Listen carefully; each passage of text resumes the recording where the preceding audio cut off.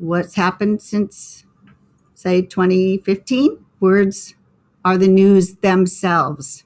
We're all thinking about words. First, we got shocked by the idea of alternative facts. Nobody had ever said that before. It seemed to be a contradiction. Now we're debating, was it a riot? Was it an insurrection? Are these patriots? The focus since I started planning Planet Word has shifted to words being the news. I'm Patrick J. McGinnis, and I coined the term FOMO. That's short for fear of missing out, and it's why some people end up following the crowd when they should be blazing a trail of their own. But if you want to achieve greatness in business and life, you've got to break free. Come on, I'll show you how. This is FOMO Sapiens, where we explore how entrepreneurial thinkers find the inspiration and the courage to build exceptional lives.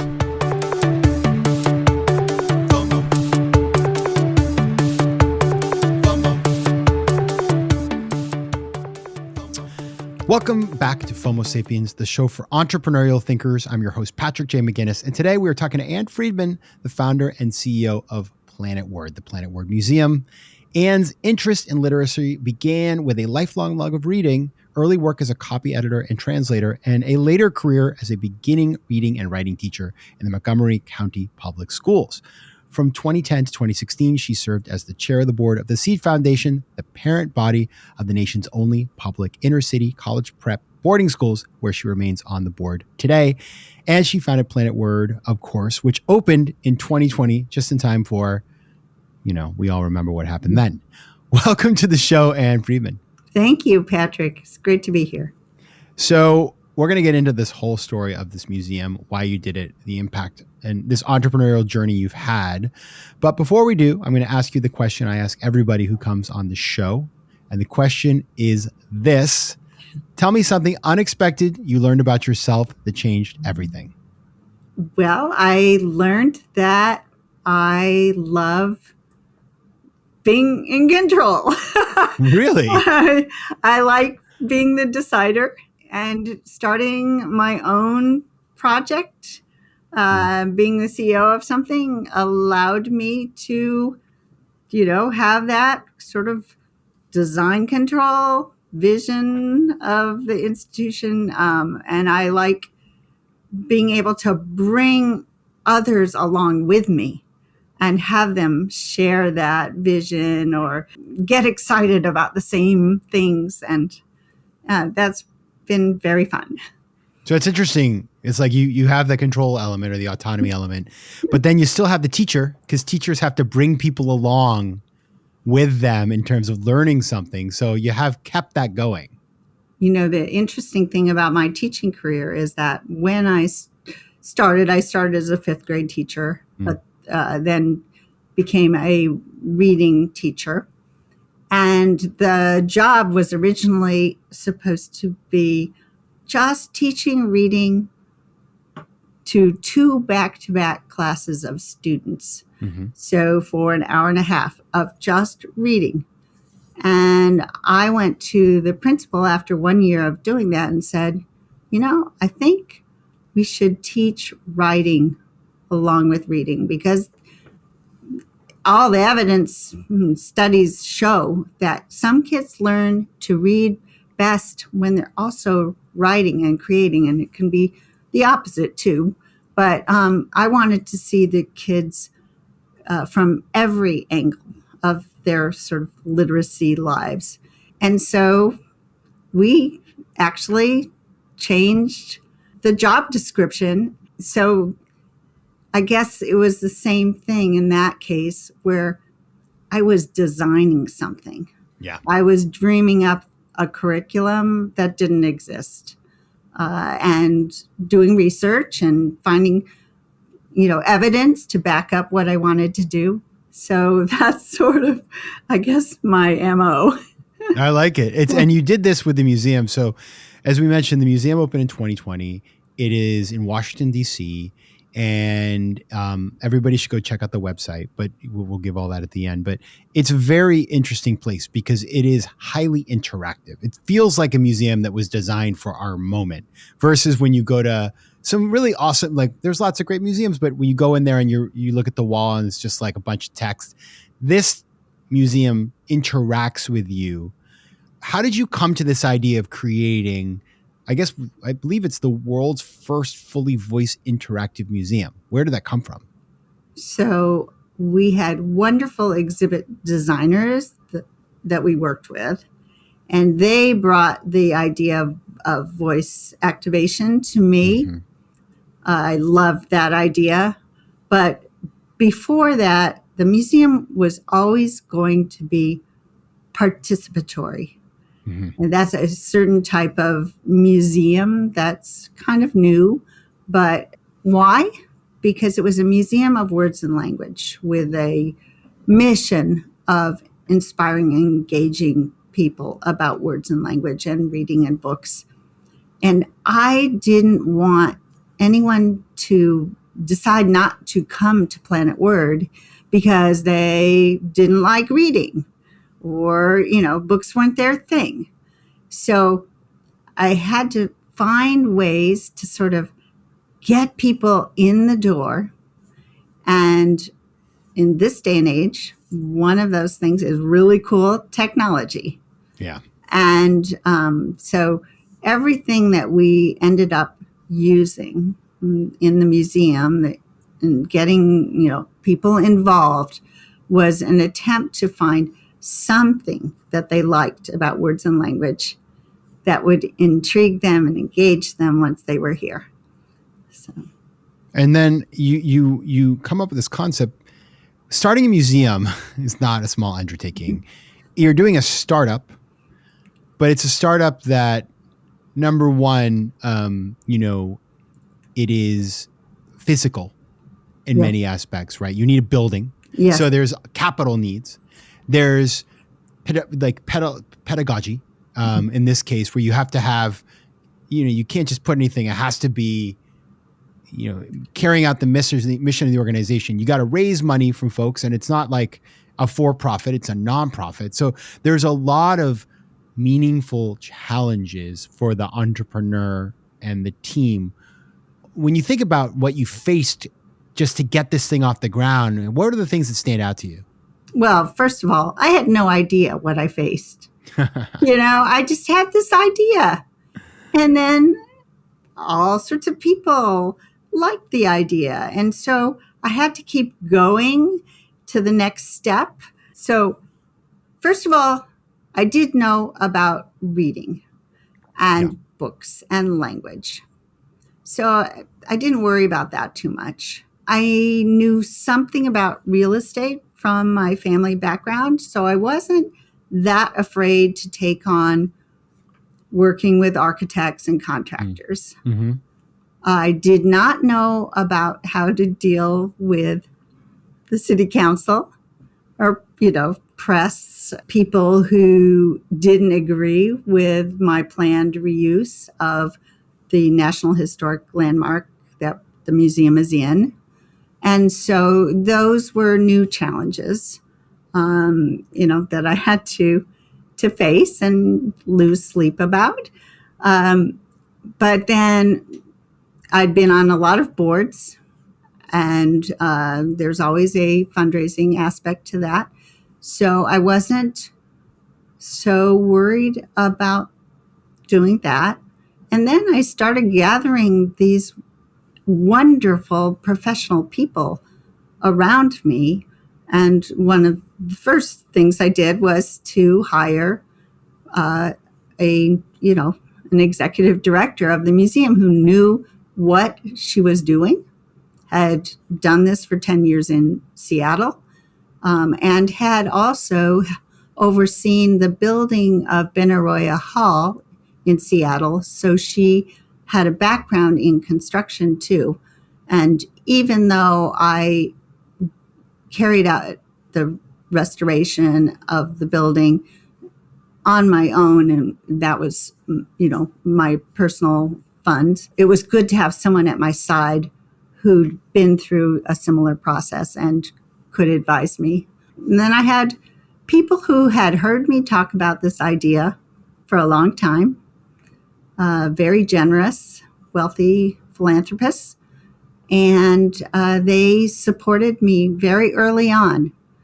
And this crazy idea that, we should have a museum of words and language, that nobody knew, what did that mean? What would it look like? What would it be like? But they took a leap of faith and supported me. And so that was really important. FOMO.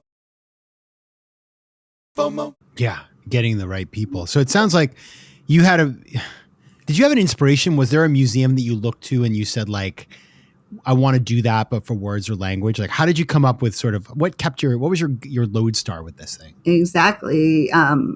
So I read an article in the New York Times about MoMath, this new museum of mathematics in New York City. And that gave me the idea of doing a museum at all.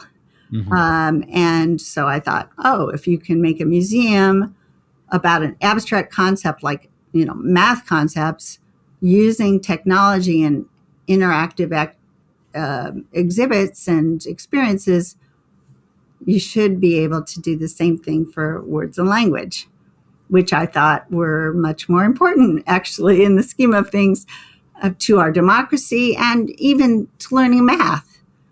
There's a fundamental need of using words, reading. And so that was one of the models that I had in front of me. There's also a tiny, charming little museum of linguistics in Paris that I went to visit 2 times. It is so fun, so great. It's called Mundo Lingua, but it's really about linguistics, and you do a lot of reading there. It's very old school. There's no interactivity really to speak of. And so that gave me the non-example of what I was going to do. Because even though for myself, I love Mundo Lingua and would recommend it to anyone who cares about words or linguistics, that was what I didn't want to do in America. I wanted to use technology and find ways to interest people who didn't know that they loved words or that they could have fun with them. That's such an interesting insight. I don't think anybody said this in the many years I've done this show, which is find the person who's doing something that you want to do in the way you don't want to do it. That's a really interesting thing because it makes sense. It's not that, they're successful. Obviously they exist. We're talking about them, but, and they're delivering a lot of the value you want to bring, but you're like, that's not me, but I want to know what they're doing and can contrast against that. Yeah. And actually, I'm very good friends with the founder of that museum in Paris, who happens to be from New Zealand. Long story. But I actually purchased his IP. Huh. I had a French lawyer, and I brought the hard drive with me home from Paris because what was I worried about? That I wouldn't have covered some important topic at Planet Word. And because I'm not a linguist, I was really deathly afraid that I'd leave something out that had to be in a museum of words and language. And so that supported them in France. And it was great for me to just have that courage and knowledge that I hadn't left something out. Now, we live in this time. It's a very interesting time because, we don't think about language that much in the sense of like we're talking all day long. How often do we stop and say, I do because I love words. Oh, I disagree, Patrick. Okay. Well, you and I do it. Do you think everybody does? Now they do. Okay. Talk about that. Yeah.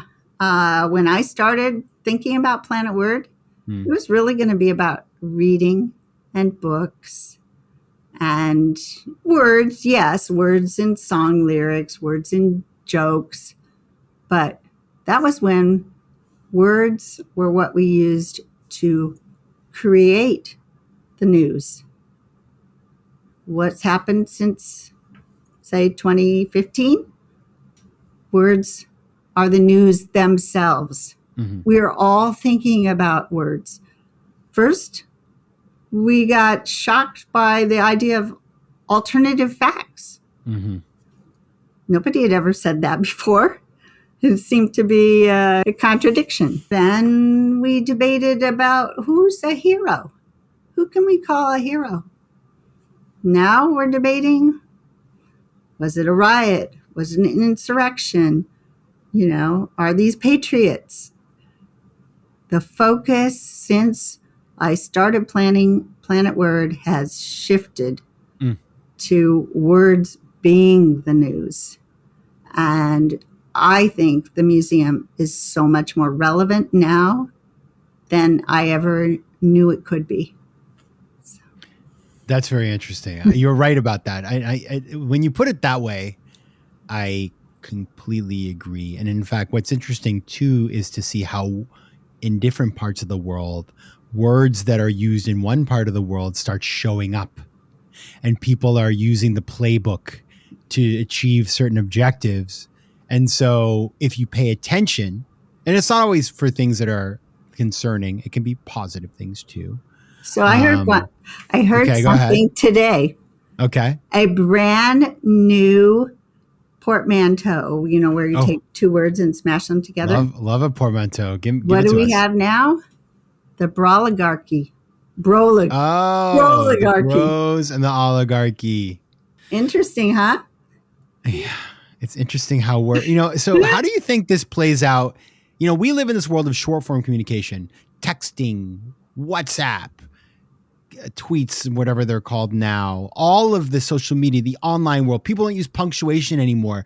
Do you think that our language is evolving way faster? And how is that changing the way that we communicate with each other? Well, our language is definitely evolving. Mm-hmm. And I hope that we can celebrate that. Mm-hmm. It's a vibrant language, and, it's just full of life. And we're taking in words from all sorts of other cultures. And I think that's wonderful. Other people have said to me, well, I hope you're going to have diagramming sentences at Planet Word and, and grammar and punctuation, because they're worried or threatened by these changes, things that they thought were rules about proper usage and that seem to be going by the wayside. But what I like to tell them is that actually there's, in English for sure, there has never been a time when our language was perfect. And, you look at Shakespeare. He was inventing words. He was using the pronoun they in the plural, for referring to a singular person. So English has always been evolving and changing, and it's just we're in a new phase. I think the lack of punctuation in text messaging and things like that, it doesn't bother me. It's like texting is a way to write quickly. And so if you can get away with leaving out letters and leaving out punctuation, you'll speed up the process. And, what you need to know, though, is when is that inappropriate. You need to know the standard grammar and punctuation and conventions when they're required, when you're writing a resume or something like that, especially, or a college essay. Well, you could, though, come back at me and say, well, we've got AI now, and, will people even need to know that? Because you can have it all perfected by artificial intelligence. And that may be true. I haven't given it enough deep thought, but some of those things that people value that we think are important will be able to be done with machines and large language models. And so. Yeah, it's a really interesting what you said about the perfect controlled, because I think about the French language, or the Académie Française, or the Spanish has Real Academia de Español, whatever, and they have all these rules and that they make. And you know what happens? People don't. They just do what they want, and the language goes, because like you think about French, it's a language that's spoken in all parts of the world, and you have migration and people bringing in, and then the mixing of different languages through culture and all the things. And so even if you want to make rules, that's fine. It'll be in the dictionary, but language is a living thing. And you just brought up AI, which is made, again, they're LLMs, large language models. So language is front and center now in how technology is developing. And as somebody who is, developing a space around language, like how do you talk about AI? How does it mean in the context of, a museum of languages and words?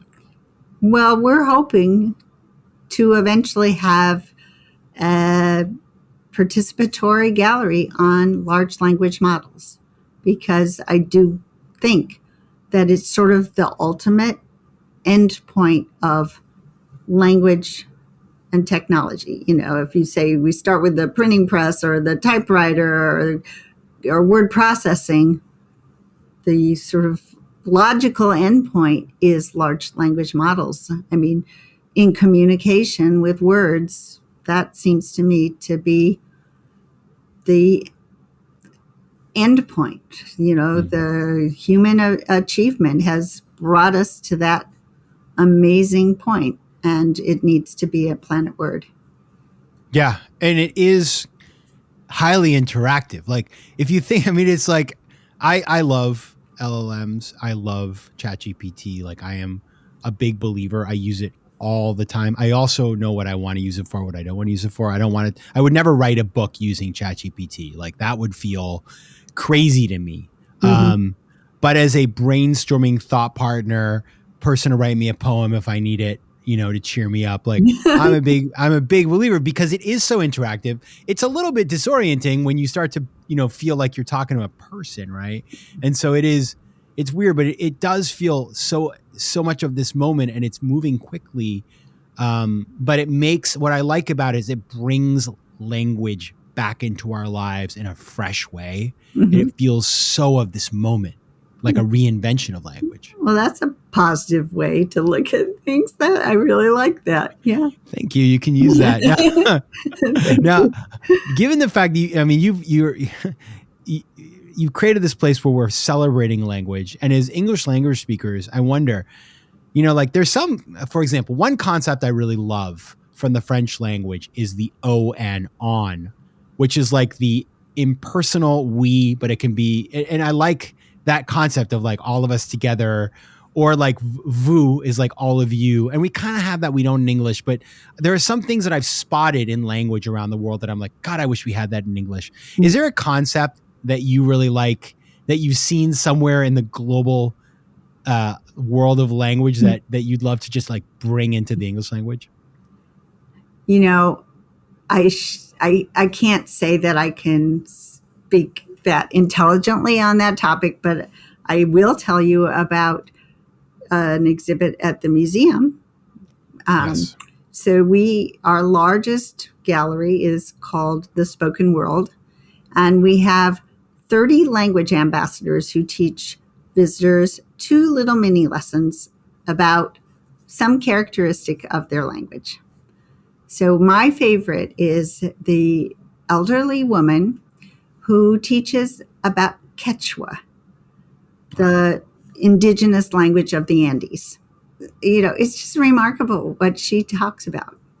That in Quechua, the future is behind you because you haven't seen it.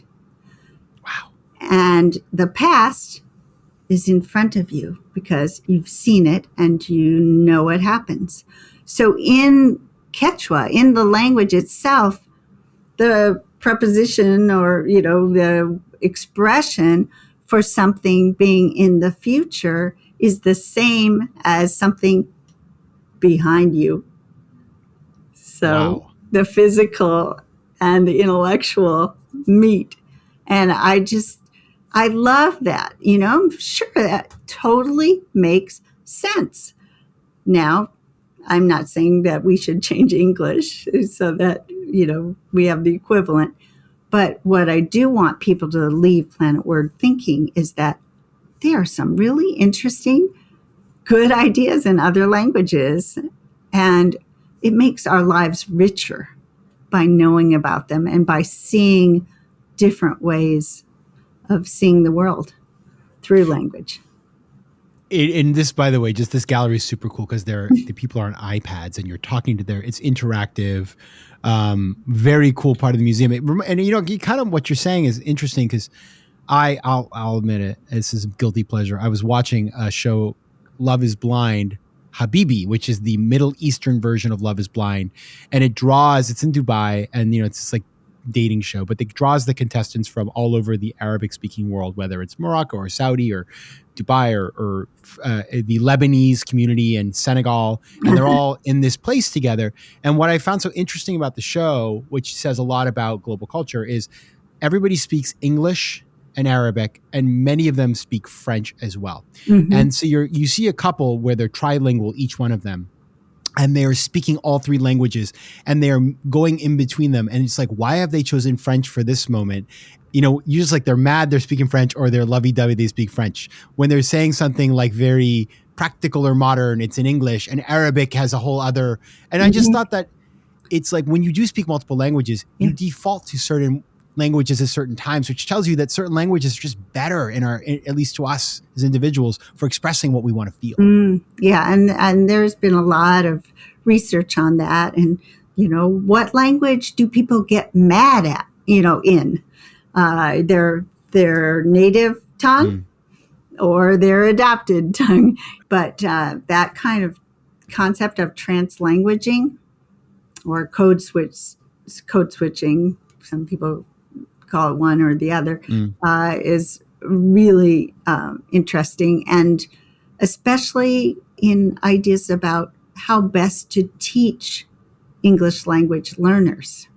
How much should you teach English incorporating a student's first language, and how empowering that can be. So. FOMO. Well, nowadays we'll be able to do it with ChatGPT and I speak to my ChatGPT in Spanish and Portuguese all the time, and fun. He's very good. Now, Anne, we are now going to go to our lightning round, which is the part where I get to ask you quick questions. Are you ready? I hope so. We'll see. No pressure. Question number 1: what is a favorite quote? Well, I guess I do like, ask not what your country can do for you, ask what you can do for your country. I like it on 2 levels. One, because it's an example of this technique called chiasmus, when you flip things around the language. So linguistically, it's fun and interesting, but it's also something I believe. And we should be asking ourselves that. John F. Kennedy. Was that his inaugural address? Is that it was? Yeah, that's a good one. All right, very good one. Nobody's ever put that one out there before, so I appreciate it. Number 2: what is your favorite use case for ChatGPT or your language model of choice? I use it to check my reasoning and help me make an argument, to make sure I didn't miss an idea. But I did ask ChatGPT a couple times to comment on books that I'd read, and the answers came back. It's like totally crazy.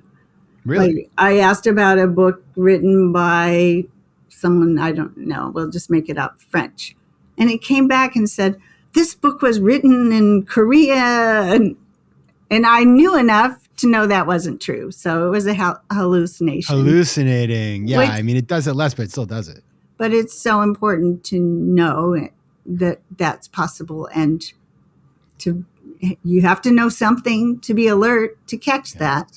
And we did a little language experiment at Planet Word through our language science station that was asking people, how much would you rely on machine intelligence to do translation? How can you check? How can you make sure that the translation is correct and usable, especially if you're relying on it for legal things or medical topics, because that is a use case. Translation, especially for people in other countries where their language may be not well known, and they have to rely on translation. When will it be good enough that we can 100% rely on machine translation for these important issues? I don't think it's today. I'll tell you that. Number 3, what is one piece of advice you give to somebody who wants to do what you're doing, building a museum, running a museum? So the best thing that we did was to develop a list of 6 core values. And that allowed us to check everything that we wanted to do, or content that we wanted to bring into the museum, or programs or speakers.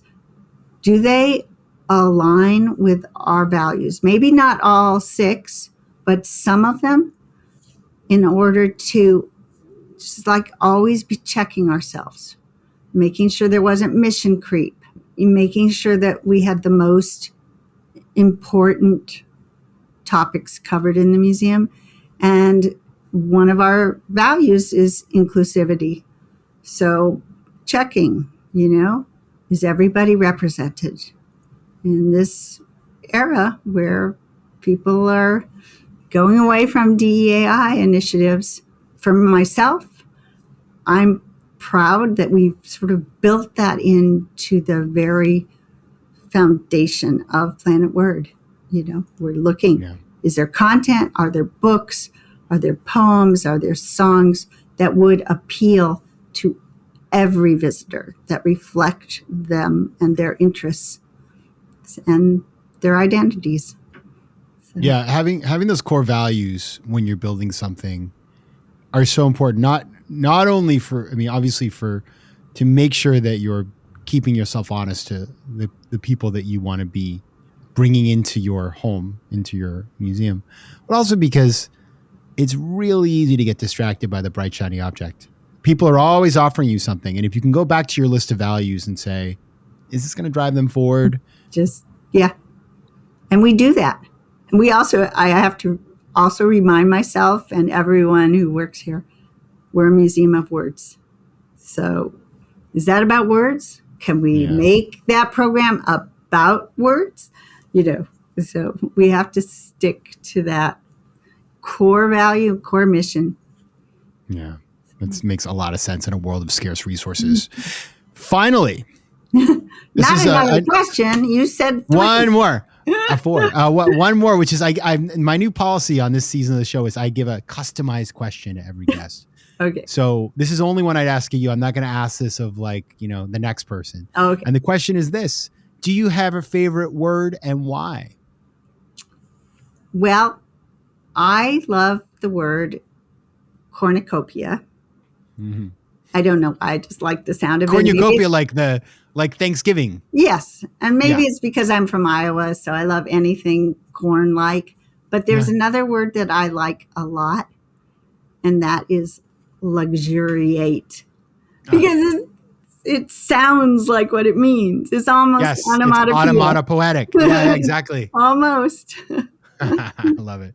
All right. Those are all good. All good. All right. So if you want to find out more about Planet Word, you go to planetwordmuseum.org. There's a really cool video on the site. Everybody should check it out. If you do, you're going to have FOMO and you're going to want to visit when you're in DC.